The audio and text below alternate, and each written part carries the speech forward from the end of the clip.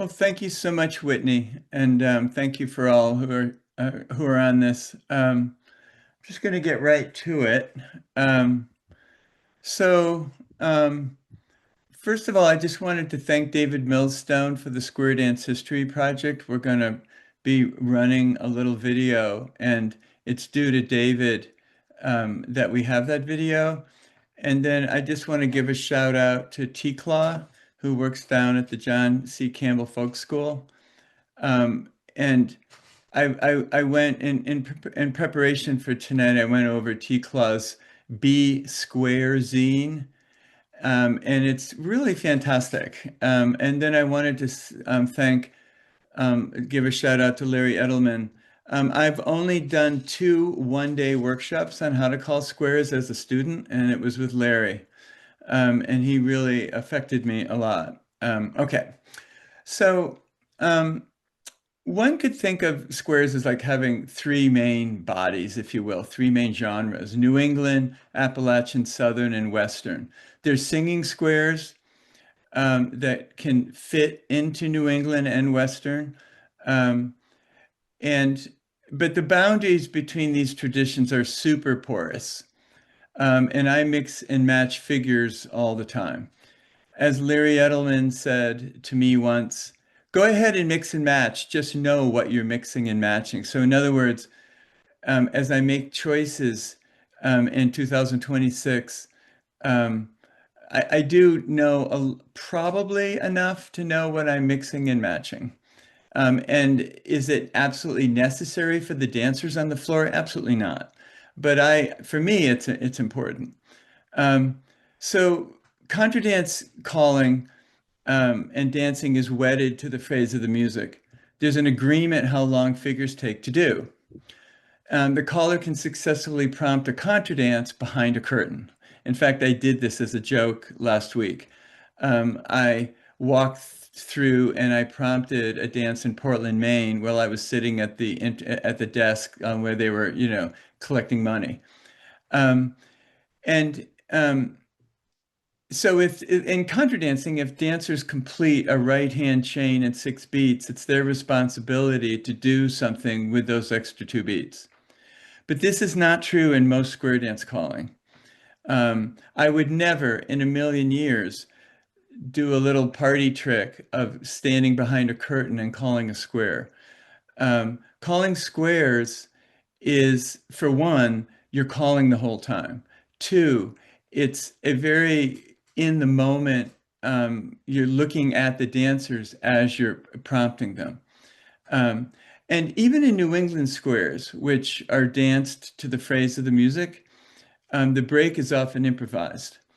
Um, and when I went deep into New England squares, many years ago, I realized, and I actually did talk to Ted Sinella, and I had talked a lot to Tony Parks. They were importing figures from all over, and then reconfiguring them into choreography that would you could call to the phrase of the music. So Whitney, Whitney, could you put on the Tony Park square? Can everyone see that? Yes. Perfect. I'm going to start it up. Someone let me know in chat if you can't hear it. Head couples 1 and 3, go forward now. It's up to the middle and back, Go forward again and do-sa-do. Stay in the middle, turn away from your partner, face the side, circle 4, all the way around, and then split the side till you separate. Round 1, hook on the ends, make lines at the side. Forward, 8 to the middle and back to the bar. Center 4, right hand star. Once around, turn corner left with a left hand round, once and a half.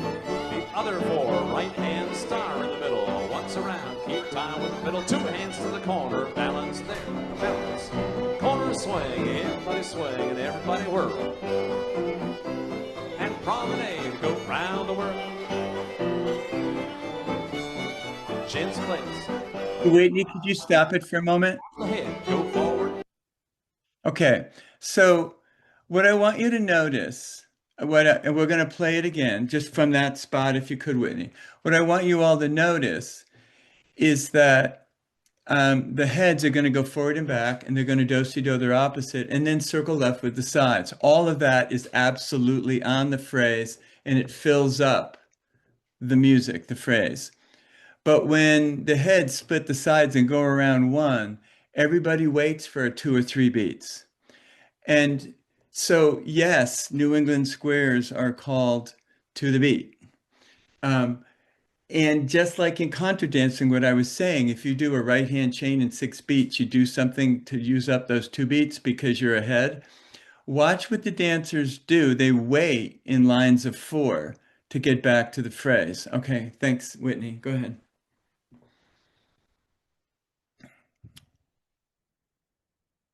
1 and 3, go forward now. It's up to the middle and back, Go forward again and do-si-do. Stay in the middle, turn away from your partner, face the side, circle 4, all the way around, and then split the sides and you separate. Round 1, hook on the ends, make lines on the side, forward, 8 to the middle and back to the bar, center 4, right hand star. Once around, turn corner left with a left hand round, once and a half. The other 4, right hand star. You can stop it now. Thanks so much. Hi, Adina Gordon. She's right in the phrase there. So I think if we have contra dance callers, and I'm assuming that we do amongst us, it used to be considered like when I had a conversation with Gene Hubert many years ago at a dance weekend, where circle left 3 places and do-si-doing your partner or neighbor, doesn't matter, is not enough figure for the music because there's pretty much 2 beats left. Circle left 3 places doesn't take 8 beats. And certainly people do do-si-dos quickly. And I use that transition all the time in my calling because I want to let people who are not so speedy to be able to catch up at points. And dancers know in contra dancing that they're going to just make it up. They're going to circle left 3 places in do-si-do and then maybe do a flourish or wiggle their butt or whatever they do. And you could see that even in New England squares, dancing to the phrase, sometimes the dancers would make up that 2 or 3 beats that they didn't need to. So you could see that right in there. So that was why I showed that. Could we now show the Larry Edelman square, where Larry is calling all over the place? And Larry Edelman's an amazing caller. I don't mean to be any negative, but he's not calling with the phrase.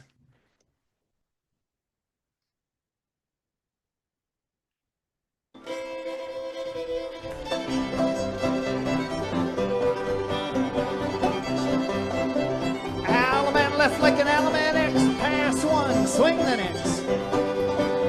Go back to the last Allemande, left like an Allemande O, pass 1, then do-si-do. Back to the last Allemande, left like an Allemande X, pass 1, swing the next. Go back to the last Allemande, left like an Allemande O, pass 1, then do-si-do. Swing your partners high and low. In from and go round town. Foot up and next foot down, head ladies chain across, head couples face the right and the ladies chain. Head couples lead out to the right, circle up forward, lead to a line, go forward 8 and back in time. California twirl, go forward back. Whitney. To the left, you roll arch in the middle. Great. So one of the things that I figured out, I've been is in order to get people to move really like fluidly, most of the calling that I do is that would be considered, all face out would be considered an early Western square dance, which is what Larry loved, and I do also. To get people to move really fluidly, you need to watch the dancers. And for contra dance callers, one of the scariest things to do is to quote, which is what, again, I'm going to quote Larry Edelman a lot because he's my teacher in many ways, is to average the room. So there's 10 squares, and 2 of them are speedy, 2 of them are really slow, and about 6 are kind of all in the same place in terms of where they're arriving in response to the prompts.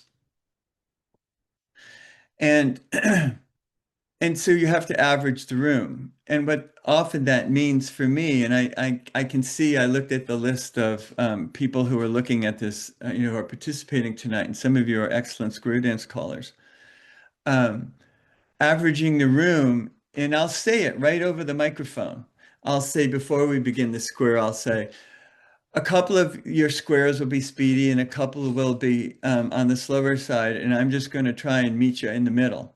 So if you're dancing and you think I'm a little late or you think I'm a little early, I'm probably just where I should be. And one of the things, because when you leave the phrase, you leave that agreement that everybody has, as we know where we need to be. When you leave the phrase, then you're kind of calling in the middle of the phrase and you're responding to where dancers are, and all the squares will not get there at the same time. And so there's a kind of you need to acquire the ability to not have it be perfect. And you also need to learn to have the ability to call the whole time. It's literally like a marathon to call a square dance, an evening of square dances. And one of the things that I hear most from young callers, I mean young in new to it, not age, is, wow, that was exhausting. So could we go now to the Phil Jameson's? And this is the most different from contra dance calling that you could possibly come up with. Okay, go ahead. This is a little dance that is very common, again, over around the Mount Airy. There's no partners. You don't need a partners. We do not want the lines to be equal length. And the way it works is the couple close, everybody kind of, as the music goes, the couple works their way up to the front, and when they get up here, the first couple swings at the top. Go ahead. And then they dance down the center and take your time a little bit, and people do some footwork, swings, cartwheels, whatever you want. Everybody else move up a place. And when they get about halfway down the line, the next couple swing at the top and dance down the middle any way you want to go. You could do flat footing, clogging, whatever you want. And everybody, don't forget to move up. You got to keep moving up to the top of the hall.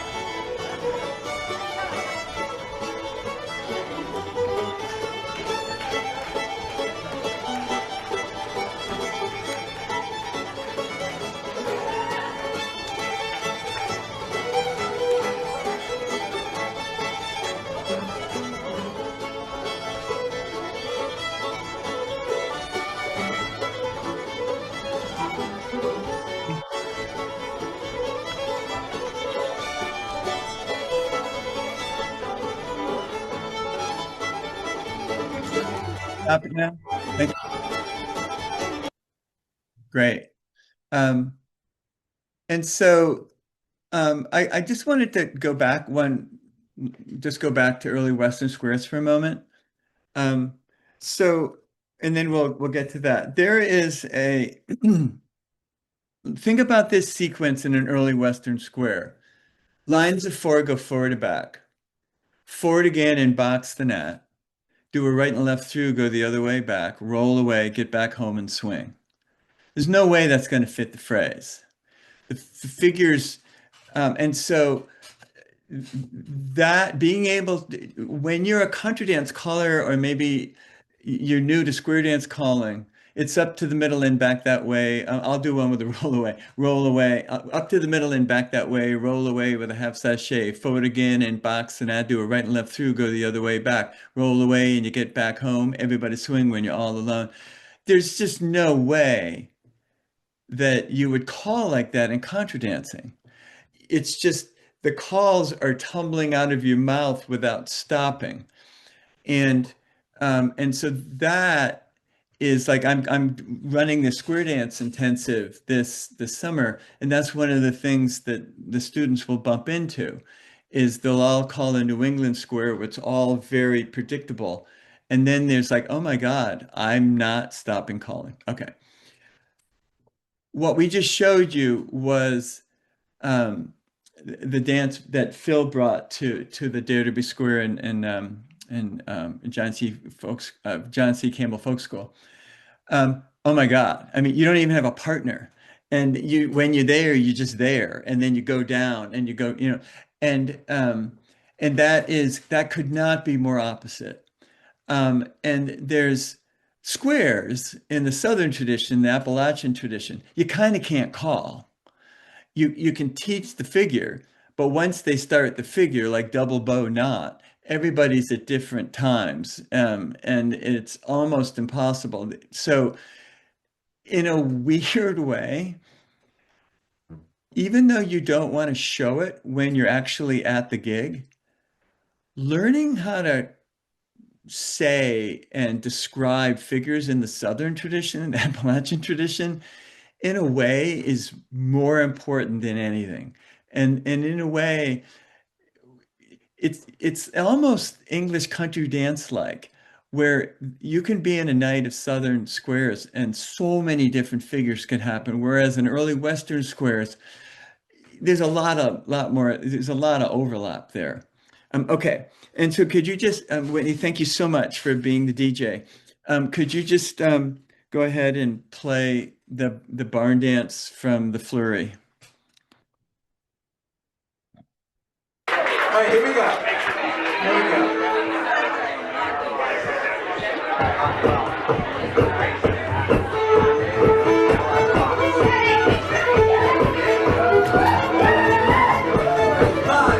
Go forward and back.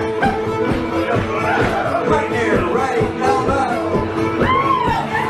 Right there, left elbow. First pointer, go forward and bow.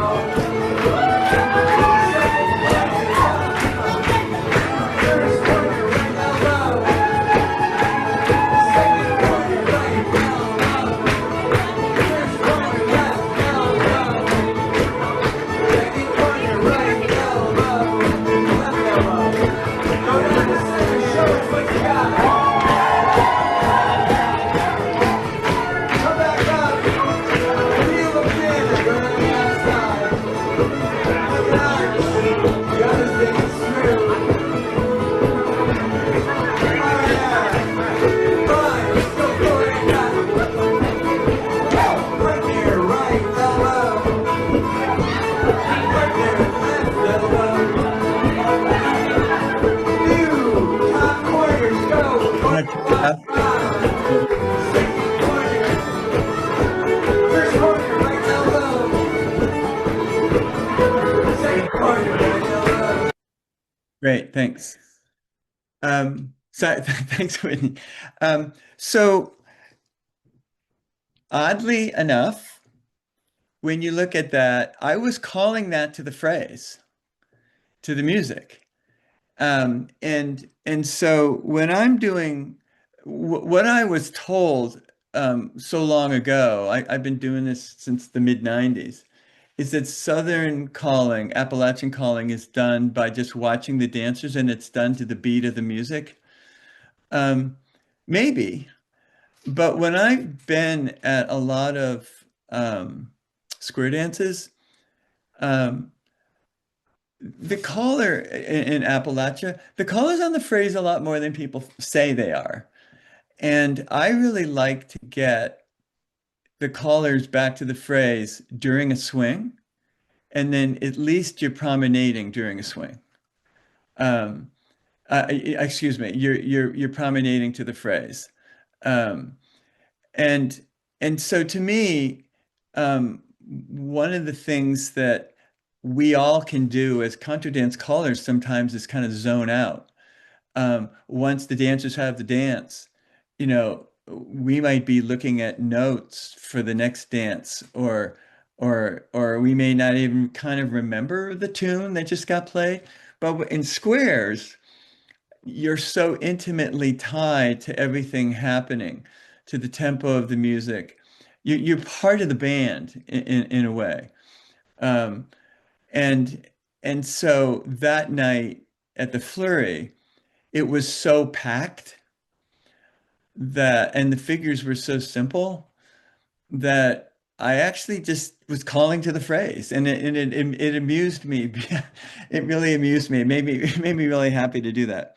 And so we're gonna play a little patter calling from Sandy Bradley.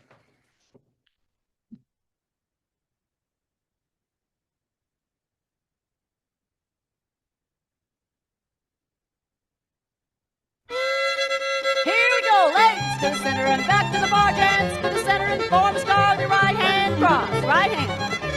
Now back to the left, go back to the left, and don't get lost, meet your partner, pass her by, pick up a brand new girl on the fly. Gents back out with a full turnabout, like a turn and a half, and the ladies star. Now ladies back out with a full turnabout, like a turn and a half, and the gents star. Break and swing. Put her down on your right element, left just one. Promenade the girl you want.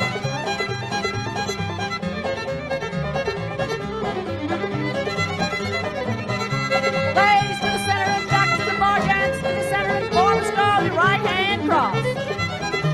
Now back to the left, go back to the left, and don't get lost. Meet your partner, pass her by, pick up a brand new girl. Great. So Sandy Bradley was a real hero of mine. And I played those CDs, the cassette tapes in my car driving to gigs. And I think I could do those word for word. I mean, I learned those things inside and out. And here's one of the things about square dance calling that I find ironic. In order to learn patter, you have to like practice and practice and practice, like you're going to sing a song, like you're a a rap artist. And it's break it all up with a do passo and a partner by the left and a toe and the heel and a right around the corner with a right arm reel, and practicing all that is important if you're going to do that patter. At a Dare to Be Square back in 2000, whatever, it was like 2008, 2009, I felt like I was Mr. Bummer because I went in, I wasn't teaching calling 101 or calling 102, but I was asked to come and visit, and we were hanging out. And I'm like, I know the pattern's like super fun, and it is. It's like super fun to do. But maybe knowing the dance and then placing the calls at the right time are more important, or at least as important. And one of the things, the ironies, I think of, and all us callers know this, I actually practice walkthroughs. I'm in the car, and that's one thing I can practice. And practicing teaching the figures is hugely important because it just shortens everything. So I'm just going to go over a couple more things, and then we're going to open it up to questions. So let me get my doc out here. So that gives you like the briefest of the brief introduction to different kinds of squares. And I'm just going to, again, go over a few categories, and then we'll open up for questions. Sound checks are always important. They're really important in square dance calling. Um, Floor management, really important. Oftentimes when I'm calling squares at a contra event, people will line up the squares like they're in a contra dance. And I try and spread them around the floor. Especially when you're new, it can be a little intimidating telling a room full of people, go here and go there, but you should do it. And what you're doing is managing the floor. You're giving squares enough space to do the square safely. Picking dances. To me, if you're calling in a contra dance situation, there's 2 or 3 dances that I always tell people to call in the intensives if you've never done it before. There's a safety net, everything's done to the phrase, and often the action is in front of the dancers. And so not I also do a lot of Southern nights, barn dancey things. And if you keep the action in front, where they're going forward and back, or there's something they need to do is in front of them, so much better, so much simpler for folks. The teaching and the walkthroughs,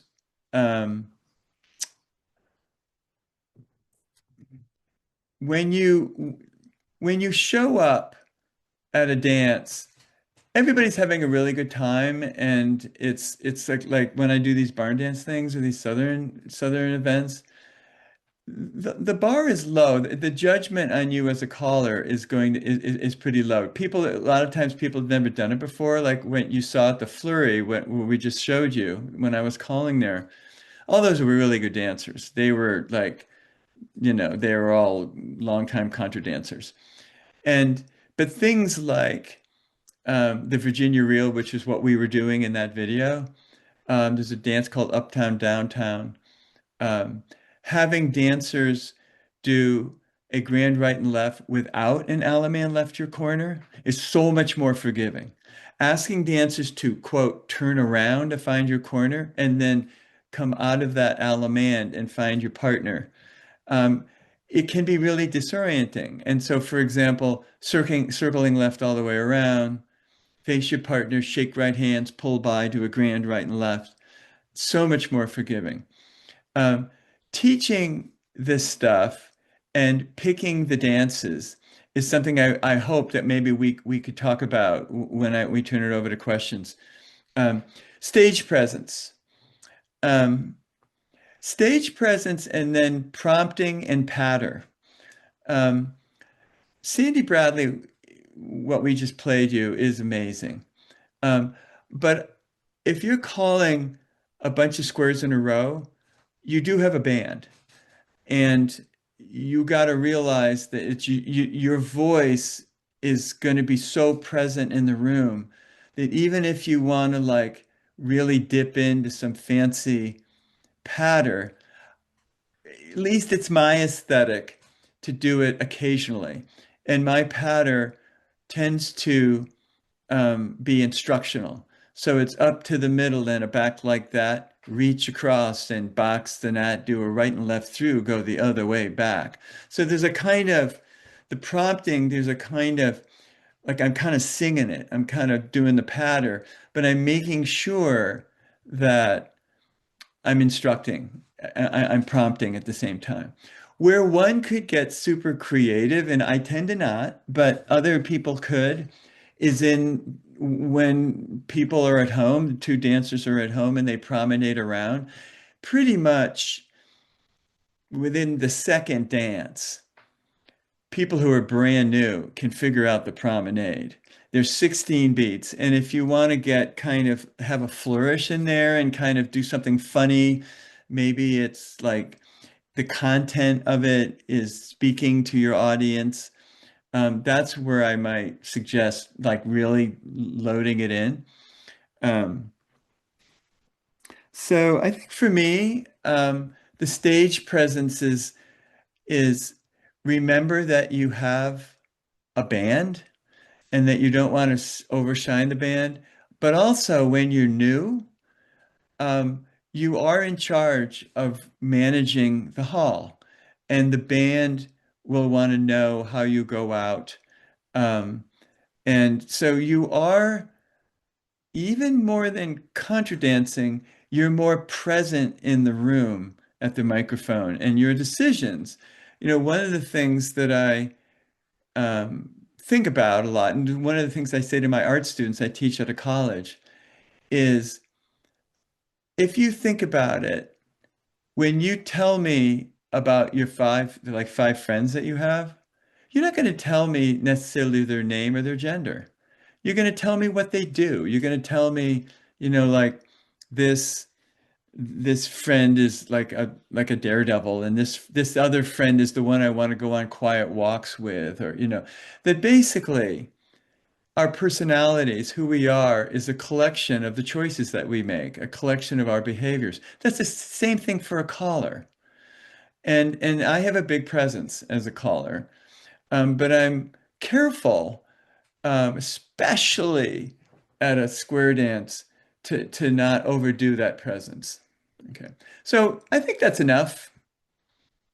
I think we could just, that's a good introduction. We could just have some questions and go from there. So feel free to raise your hand or put it into the chat over there. Otherwise, I'm going to start asking questions, and no one likes that. I'm sure someone has a question. Or I will ask first. Will, what do you think is a good dance to learn to call on? It depends. And so First Night Quadrille by Bob Dulcimer. Heads go forward and back, head circle left. You know what? I might have altered it a little bit, but my version of it in my head is heads go forward and back, head circle left, head star left, head star right. And I just did this the other night. I didn't have confidence, and I decided not to teach the Alaman left. You can star right and slide into your home and swing. And so I actually, with Bob's dance, it's heads go forward to back, circle left, star right, find your corner, Alaman left, and then things happen. But I skipped that part. And I just had the head star right and then everybody home swing and promenade. In a class, like at an intensive, yeah. First Night Quadrille with an Alaman left your corner is a great square to begin with. A little more advanced, but not much more. I always have dancers learn Kimswick Express by Gene Hubert. Heads go forward and back, heads right and left through, heads circle left 3 places, pass through. Do-si-do with the sides to a wave at the sides, balance, Alaman right, 2 larks pull by, swing, promenade. And all the actions in front of you. And it's figures that contra dancers know. When I'm doing, like just 2 weeks ago, I called the Somerville Square Dance, where a lot of folks I've never danced before. Did a super simple circle dance. Circle left, circle right, forward to back. Do-si-do, your partner swing, your partner promenade. That was completely enough. And they had a blast. The music was ripping and they all had a blast. Amazing. I was gonna if it's okay, Will, I was gonna interrupt you because I saw that people are raising their hands, and I want to make sure everyone has a chance to ask their question, because I feel like I just ask a question that's a whole workshop. So that's all good. It's all good. You just stopped me. I had no problem being stopped. No worries. Mark, who's also in Austin, Texas, as am I. Cool. Yeah. You are up Excellent. next. Yeah, thank you, Will, for a great workshop. So you were earlier, you kind of quickly went through a couple of pointers that I wrote down notes and then I'm looking at them again and I'm not sure Sure. I know what you meant by them. So there's one you said something about have like three safety net dances, and I wasn't sure if you meant like you have a specific set of three that are like your safety, or just meant more generally like just have in your pocket three that you're like super sure about. Oh, you mean with Um, squares? I'm sorry. Yeah, with squares. I think so. Yeah, you were talking about Yeah, like Southern squares, I yeah. think. I think I think that um, Uptown Downtown is a great one. I often do versions of First Night Quadrille without a walkthrough. I do that with people who almost never have danced before. Um, and what First Night Quadrille does is it introduces you to heads and sides and also to larks or robins or whatever terms you're using for the two sides of the couple. It introduces you to everybody because the heads do it, the sides do it, the larks do it, the robins do it. And everybody gets geography of the square. It's such an important square in getting everybody to feel really comfortable. So Uptown Downtown is a southern square. Um, and of course there's the irony, right? That the tradition of southern squares has no heads or sides. And it came out of an agricultural reality. And there's a dance called Uptown Downtown. So I suspect it's actually an early Western square that I'm calling Appalachian, um, to be honest. But it's just couple one swing, ones go to the threes, bring them back home. No circling, just as a group of four, go back to the threes home. Threes make an arch and the heads duck under. It's pretty much the same as couple one, divide the ring, which is walking between couple three and then separating. Um, and my strategy there, so that's another one. It's so simple. It's unbelievably simple. And what I trust is that I've got a great band and I trust that dancers who are new, that's enough. We don't, and then when the ones come back to home, everybody face your partner, do-si-do, everybody pull by, do a grand right and left, all the way around. If you do it all the way around over and over, they get them back home. That to me is it for me anyway. For some of you, you might be thinking, "Oh, I wouldn't do that." That's the variety of being a caller. But for me, it's such a simple dance, and I want people to feel successful. Hey, What I usually do. Oh, go ahead. um, Go ahead. no, I was gonna say, I thought you were at a space, so I was gonna call on Greer, who was next in line. Sure. Well, do you have resources for updating patter to avoid some of the odd gendered or even sexist stuff that I Sure. grew up hearing on records? Um, this is where we all know as callers, it should just be like chill at the microphone, especially at square dance. Um, but I work a lot on patter. I use Larks and Robins. And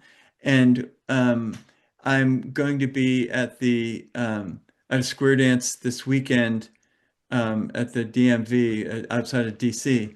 And we were asked to not use Larks and Robins, and so I'm going to use rights and lefts, and I'm going to use the emphasis of my voice. So I'll go rights, and then they'll do something, lefts, and then they'll do something.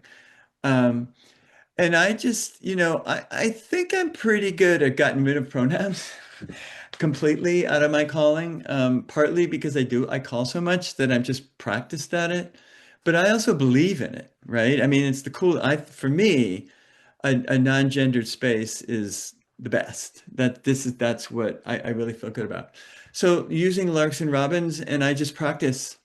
I just practice like Larks to the center and back to the bar, Robins in with a right hand star. How to, just practice. I'm not sure if there's anything else I might recommend. I think the beginning of it all is believing in it and is agreeing with it. Um, and, one of the things that I will say to callers is if you get asked to do a gig, ask the organizer what they want. And if it meets with your politics, if it meets with your desire, then say yes. And if it doesn't, say no, but don't show up at a gig without knowing the parameters that you're going to operate under. Um, is that I don't know, did that answer your question? Probably, because I can just take out all the words and reconfigure them, but I also have lots of time in my hands to do it. No, Yeah. I mean, I think so. Greer, did that answer your question? Yeah, I appreciate that. Well, Yeah. Great. Christopher, you're up next. And also, was that a delicious Shiner Bock you were drinking? Oh, you're muted, hun. Hey, Chris. Hello. Oh, goodness. I thought it was Hey. a Shiner. What is your question, Wait a dear? minute. Is it a Maine root beer? Nailed it. All right. And what's your question, Chris? Oh, we cannot hear you for some reason.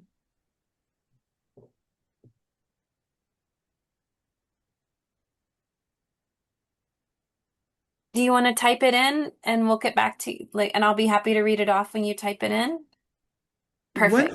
one thing I'd like to add, actually, to Greer's thing is square dancing, to degender it is easier for me than contra dancing was. Now it's easy now for me, contra dancing. But square dancing, you've got corners and opposites. It's almost like English country dancing in that way, that you have all these other roles that just are roles. Okay, thanks, Whitney. No problem. In the meantime, while Christopher's typing, I'm gonna grab a question from the comments. Leah Smith asked earlier, can you name a couple of squares that you could call it a contra dance? Yeah, I can't recommend what was I everybody has to help me with memory. What did the Gene Hubert Square? Brunswick Express. Express. That's so set up. Gene was so brilliant at everything. Let's be clear.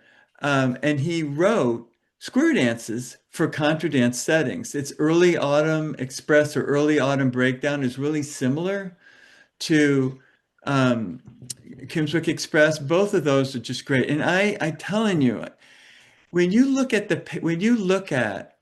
First Night Quadrille by Bob Dulcimer, you're like, this is boring. Not without a walkthrough, and not when I do it. Damn it, I love that square. And dancers are just so thrilled when they hear that there's not going to be a walkthrough. So I make sure that everybody knows how to do a grand right and left, and then we're off to the races. So anyway, go ahead. Sorry. No, it's good. I just muted myself. Christopher, did we hear you yet? Can you hear me now? Yes. There we Chris. go. Hey, Woo! oh, this will be so much easier. Oh, good. I found out what the problem was.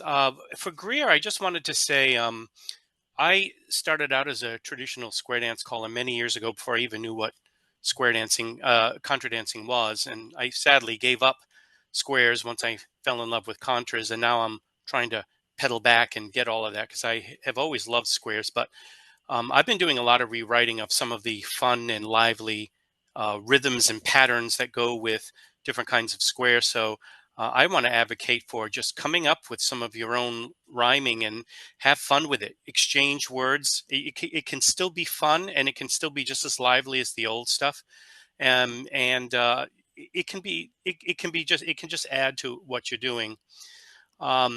For Will, I've started some square dance groups up here in Maine, and I'm looking to continue that work. And I'm really looking for resources that pull in not only just New England style, but Southern, a bit of Western stuff from the late 50s, early 60s. And I'm just wondering if you can recommend any books that can help Yeah. along with recordings that go with it. This book ends perfectly with Abby's question. Having never called squares before, where do you collect dances from? But thank you for asking that question, Christopher. Yep. Yeah. Chris, I miss you. We have to get together soon. I would love that. I got so much I'd love to talk with you about. Yeah. So if CDSS Is that, I think it's on the CVSS site. It's the zine by I'm gonna look over it. It's called B Square Calling Handbook by T Claw. I absolutely recommend this. And then if I have to get I should get permission from Larry Edelman, but Larry Edelman's manual for his calling workshop back in the 90s is really great. And I'm not 100% sure that he would want me to share it because it's outdated, he said, but I think I'll ask him. But you might even find it online. And then Kathy Anderson had a handbook for her square dance calling workshop that she did back whenever she did it. To be honest, I don't remember. I never went to it, but those are things. And then also getting a hold of me. I'm happy to share. And somebody, I saw a note in there. Somebody said, give a shout out to Tom Hines. Tom Hines is brilliant. Tom Hines writes amazing squares. And I have all these old books that I'm in the process of scanning. So Chris, get a hold of me and I'll get you some material. Okay, thanks. Also, the Square Dance History Project that that David Millstone has a David's lot here. of stuff on it. Yeah, I see David. I've gotten some of that material, some of the material from that. It's great. I love it. Something that people don't know is that I met Ted Sinella a little bit before he died, and I had 1 month of my life every Thursday at 3:30 Central Standard Time. I called Ted on the phone. And he was giving me tutorials about how to be a caller because I was brand new at it. I did the same thing with Tony Parks. And I invite, I'm totally chill about, like, if people want to set up and have a conversation with me over the phone about stuff, I'm happy to, like, this is kind of a mission of mine, is to spread squares. So I'm happy to talk if people want to get a hold of me. Marion, I believe your hand is up next. Marion Rose.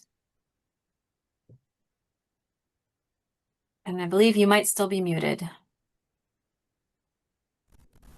There you go. Hi.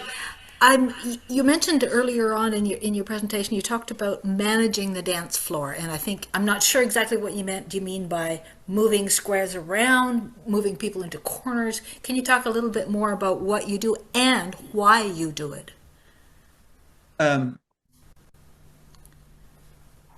When I was new in New England, I was 40 when I started calling in New England, but I was new at a lot of stuff. And I'll never forget this.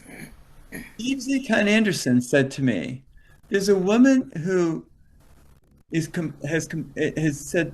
complained about your calling that you don't manage the sets. You know, like in a contra dance, you want to move the set to the left and to the right so that people have space between the sets. You're actually thinking about the whole floor. And I said to Steve, oh my God, it's just because I'm a little insecure.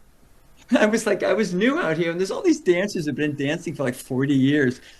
And he's like, no, you do. You got to go tell them what to do. They want to be told. So I will never forget this. And I called for Steve at his Peterborough thing, what was it, the Snowball. And I started moving sets around, and this one person's really smiling at me, and I was thinking, maybe it's her. Maybe this is the woman that was. And so that's what I mean. That's what I mean. It's like, oh, your squares are too close. Let's move this one and move that one. And so you're kind of giving as much space as you can between squares. Yeah. Does that make sense? Yeah, and I'm just wondering, one thing I've done in the past, which I'm not sure if it was the appropriate thing to do, was of course you've got all of the better dancers up in the front and the newbies at the back. I would actually take the newbies and say, come right on up to the front. Yeah. And that seemed to be good, but also some people were not too happy with that. Yeah, it's probably it's not something that I would do necessarily, but I would definitely look back at the back of the hall and see how they're doing. Yeah. Because I don't want to lose them. I remember just 2 weeks ago, that happened in Somerville, and that Somerville is like a real barn dancey type of square dance. It's a lot of Appalachian stuff. And I just gave them a shout out. Like I was like, "Oh, you guys doing back there?" And they were, "Yeah, yeah, yeah." And are you getting it? And they said, "Yeah, yeah, yeah, we're getting it." So I just they knew that I was noticing them. But that's what I mean. It's even if you're brand new, um, um, take a breath.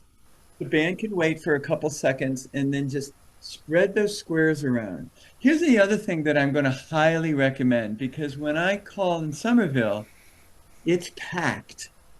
Is, we teach the elbow swing instead of the ballroom swing, but then I'll teach the ballroom swing because it's more condensed. And then I'll teach how to do the ballroom swing where the lark's left hand, the robin's right hand is close to their bodies because it's that packed. And I think that, I have a kind of an up kind of feel to me, like as a caller, I'm kind of an up person. Um, and I sell. This is one of my things. We live in capitalist culture. And so I don't tell people what to do. I sell that it's fun. Um, and and so I will talk about how much fun it is to not get hit, things like that. And so managing the floor is also managing the square. Like, do you have room to split the ring so the ones go between the threes, walk around the outside of the square? Do you have the side couple step in? Little things like that are as much about safety and the pleasure of a dancer feeling safe with their body. Here's another thing that I do. I do this break called you Alaman left your corner and you do-si-do one person. And then you Alaman left your corner and then you do-si-do two people. And then you Alaman left you do-si-do three people. Right? You can kind of play with it. And I demo it where you do-si-do your partner, but I'm saying when you're new, or maybe you're not new, and it's a really crowded hall and the music's ripping and you've got bodies all over the place and people are moving, there's no rule that you have to back up in the do-si-do. So you Alaman left your corner and I demo it. I pass my partner and then I kind of turn and walk back to my corner forward. All of those little things to me are things about safety. And I have no qualms about I'll say the fancy word is agency. But what I'm going to ask you all to consider is that you're in charge of your experience tonight. I'm the caller and I'm going to tell you what to do. But you need to feel safe. And so come up to me if you don't feel safe. Walk forward if you don't want to back up into that weird do-si-do break, that sort of thing. So to me, it's setting the tone in the room.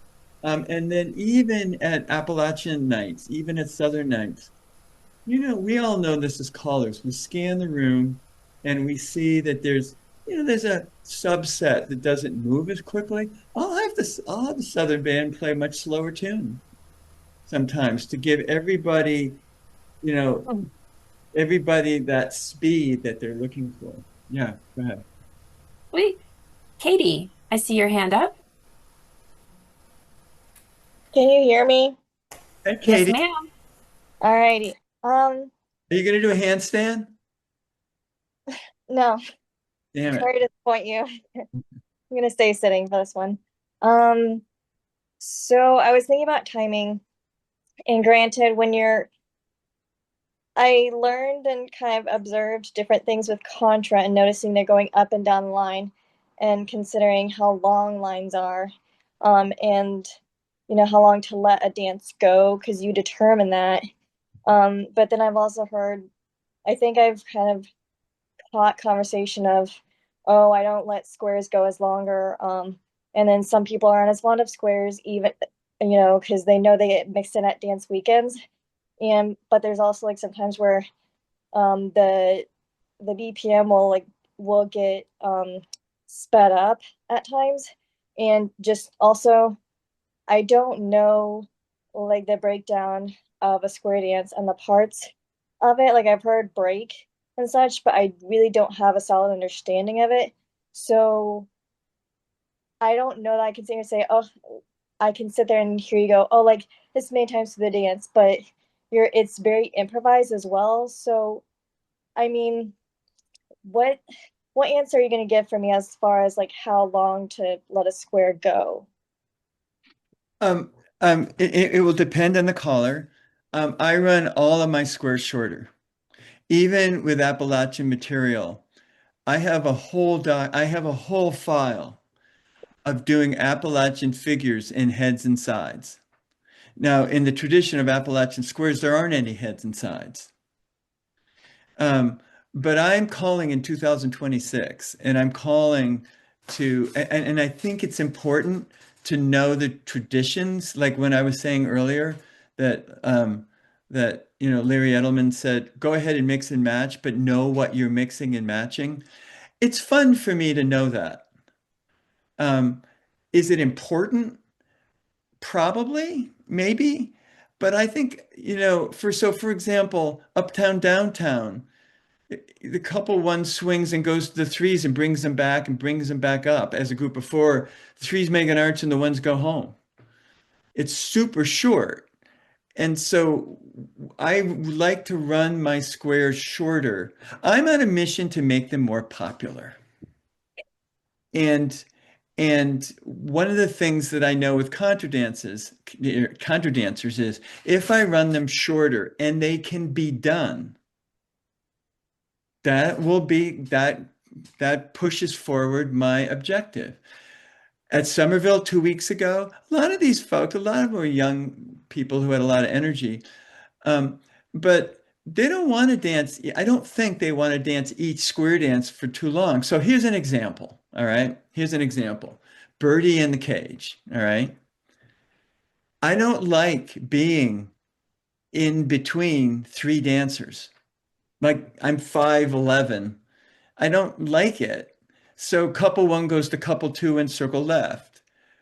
Lark one, release that left hand, pick up the threes, and you make it 6. Depending on the night, the other night I put, like, I do the robin and the lark, so I put the robin, and I don't like cage, so I put robin in the set, right? Put the robin in the set, right? And the robin hops out and the lark hops in, and you circle to the left and you're gone again, and everybody swing, and then you pick up the forest. But there have been some nights I've done a birdie in the cage is the traditional name. Robin in the set, right? Probably annoying half the listeners right now.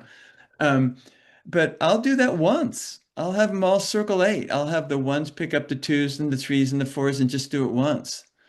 I prefer it twice. With Uptown Downtown, the ones go to the threes, bring them back up, separate, do a full grand right and left, do-si-do, full grand right and left, swing it home, promenade. I do that 4 times. I don't do a break, not at Somerville. And then I'll do it shortened. I'll have the ones perform the figure and then you swing it home. I'll have the twos right on their heels perform the figure and swing it home. The threes do it and the fours do it, and then you're done. And to me, that's my aesthetic. I don't want to be calling that square longer than that, and I don't think the dancers want to be doing it. Now, when I'm in a contra dance situation, I'll do Uptown Downtown, and I'll add an Alamandar to it, which is a break that involves the larks backing up and the robins walking forward, holding hands in a star. It's so there's different answers, but all of the time, even as a contra dance caller, when I'm dancing, sometimes in my mind, I'm like, are we still doing this? So I tend to be a quicker person by nature. And I think as a caller, I tend to run things shorter. Does that help at all? I'm not sure if that answers your question.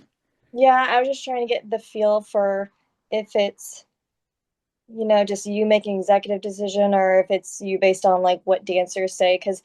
And I also feel like sometimes when I'm at a dance weekend and people are like, oh no, like I don't get this or this is harder. And then so they have a bad experience with it. And then they're just like, oh no, I don't want to do this. This is different.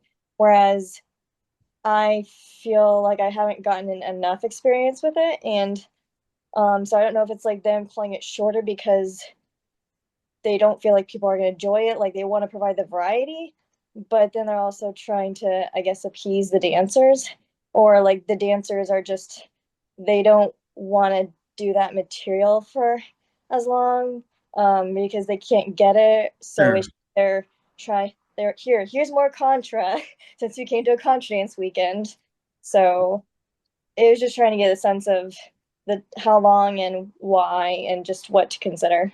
So for Kimswick Express, um, I do it twice for the heads, twice for the sides. I do an intro, break, and finish. So an intro, like the Tony Park Square that we showed. Thank you again, David Millstone, for making all those available. It's a huge resource. And when people asked me where to get squares, David, it's invaluable what he did.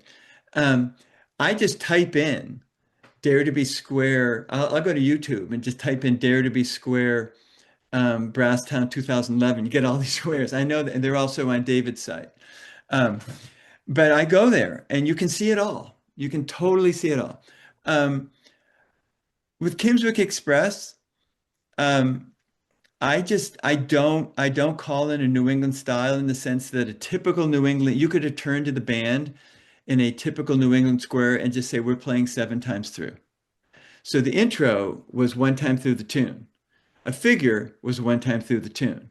The second figure, 1 time through the tune. Break in the middle, 1 time through the tune, and then 1 time through the tune, 1 time through the tune, and then an ending, 1 time through the tune. The one that I showed you by that Tony was calling was an AABBCC square done to the phrase. But Tony called it like that. That intro is perfectly matched to a 1.5 tune to AABB. I think I can't even remember. It was I can't remember the tune. So, but I never call like that. I never learned how to call like that. I'll just turn to the band and say, when I turn like this and I'm looking at you and I say going out, finish the phrase. And so I just riff stuff all the time because I've called a lot. I don't recommend that when you're brand new because it can just be absolutely freak outville. But anybody who's been at a contra dance weekend where I hash a contra, that's all I'm doing. That's all coming from square dance calling. And just one more note to this, and then we probably should move on. When you're making stuff up in a square, and if some of you are like want to try it, pick out a couple that knows what they're doing and follow them, and then you know where everybody is in the square. That's the little trick. That's the little trick in hashing contra dance stuff. And hopefully the people who know what they're doing have like a bright shirt on. They're really easy to pick out. Like, ooh, there's like sometimes I'll choose a couple based on their shirts because it's easy to see. So, but I'm happy to talk on the phone sometime if you want to go over this more, Katie. Always. All right, sounds good. Thank you. Yeah.